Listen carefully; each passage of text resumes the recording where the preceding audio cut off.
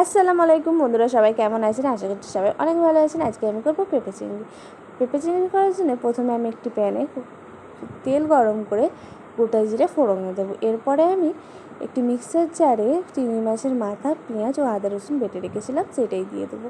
দিয়ে একটু নাড়াচাড়া করে মিক্সার জারে যে মশলাটা লেগেছিলো সেটাও আমি জল দিয়ে দেবো। দিয়ে একটু এইদিকে কষবো, এইদিকে আমি একটু চিংড়ি মাছটাকেও ভেজে নেবো।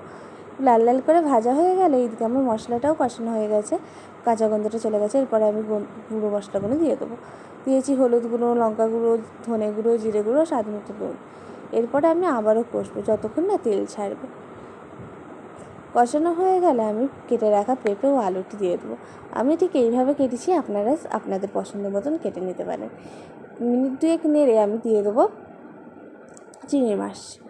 ভেজে রাখা চিংড়ি মাছটা দিয়ে কষিয়ে নিয়ে জল ও স্বাদ মতো চিনি দিয়ে ঢাকনা দিয়ে রান্না করে নেব। যখন জলটা শুকিয়ে যাবে তখন আমি ধনেপাতা দিয়ে নামিয়ে রাখবো আর গরম গরম ভাতের সঙ্গে পরিবেশন করব। তো বন্ধুরা, আপনাদের ভিডিওটি কেমন লাগলো অবশ্যই জানাবেন। ভিডিওটি ভালো লাগলে পাশে থাকবেন। ধন্যবাদ। টাটা, আল্লাহ হাফেজ।